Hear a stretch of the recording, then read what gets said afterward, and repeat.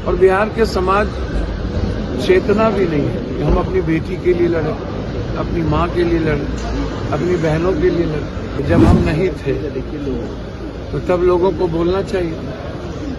हमारी लड़ाई किसी के साथ व्यक्तिगत नहीं है, लेकिन पता नहीं बिहार की राजनीति इतनी गंदी है, जो कंप्रोमाइज करके चलता है उसकी राजनीति जिंदा रह जाए।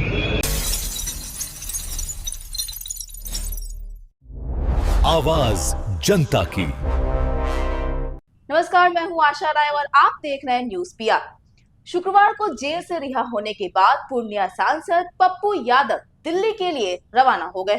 जी हां, पटना एयरपोर्ट पर मीडिया से बातचीत के दौरान पप्पू यादव ने एक बार फिर से पुलिस प्रशासन और राज्य सरकार पर तीखा हमला बोला। पप्पू यादव ने बिहार की कानून व्यवस्था पर गंभीर सवाल उठाते हुए कहा कि राज्य में पत्रकारों को गोली मारी जा रही है और छोटी बच्चियों के साथ दुष्कर्म जैसी घटनाएं हो रही है। साथ ही उन्होंने आरोप लगाया कि लापता बच्चियों को लेकर गैर जिम्मेदाराना बयान दिए जा रहे हैं। उन्होंने कहा कि अपराधी की कोई जाति नहीं औचित्य, वह सिर्फ अपराधी होता है। जहां बेटियां सुरक्षित नहीं हैं और बच्चियां लापता हो रही हैं, वहां जश्न मनाने का कोई औचित्य नहीं है। माफियाओं को दी गई चेतावनी के सवाल पर पप्पू यादव ने कहा कि वे विधानसभा अध्यक्ष और लोकायुक्त से मुलाकात करेंगे। साथ ही उन्होंने बताया कि कुछ मामलों को लेकर अदालत में पहले से याचिका दायर कर रखी है। सुनिए उन्होंने क्या कुछ कहा। यहाँ से हर दिन गायब हो रही है, 53 बच्ची गायब हो रही है दिल्ली से। कहाँ जा रही है? हर दिन 6 साल की बच्ची दरभंगा में, सीधा माइक रखे हुए 14 साल की बच्ची गया में, कल एक मासूम बच्ची को मार दिया दरिंदों ने। हम नहीं थे, कोई आवाज क्यों नहीं दी, कोई क्यों नहीं बोला? हम आपसे ही पूछते हैं कि जब हम नहीं थे तो तब लोगों को बोलना चाहिए। हमारी लड़ाई किसी के साथ व्यक्तिगत नहीं है, लेकिन पता नहीं बिहार की राजनीति इतनी गंदी है। तिलका मांझी, भगवान बिरसा मुंडा, कानू सिद्धू, लोरी, सावित्रीबाई फुले, अल्लाह रुदल, ऐसे संघर्षशील आदमी को याद करता हूँ। अंग्रेज इतनी बदले की भावना से काम नहीं करते, जितनी गंदगी राजनीति में अब हो गई है। आप अंग्रेज के समय लगता था चलो लड़ लेंगे, कोई दुश्मन है। अभी तो लगता है कि कौन दोस्त है ही नहीं। राजनीति इतनी गंदी हो सकती है और बिहार के समाज चेतना भी नहीं है कि हम अपनी बेटी के लिए लड़े, अपनी माँ के लिए लड़े, अपनी बहनों के लिए लड़े।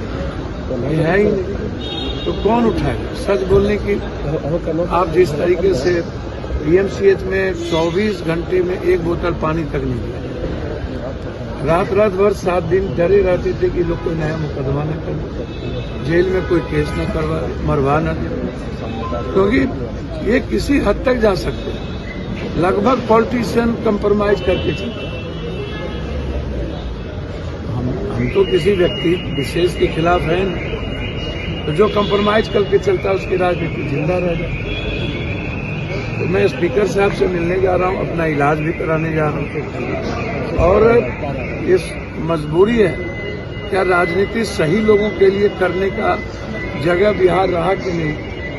और जनता जिस तरीके से आज किसी भी मुद्दों पर प्रखर नहीं होती है, ये डर तो है। इसके साथ ही पूर्णिया सांसद ने जिले के एसपी पर भी गंभीर आरोप लगाए। उन्होंने दावा किया कि कुछ अधिकारी और नेता मिलकर काम कर रहे हैं।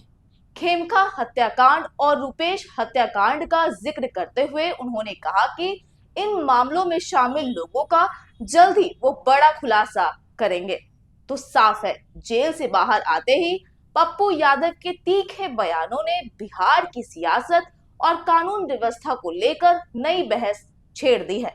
साथ ही यह देखने वाली बात होगी कि जिन बड़े खुलासों का दावा पप्पू यादव कर रहे हैं वे कब और किस रूप में सामने आते हैं और उनका राजनीतिक व कानूनी असर क्या होता है।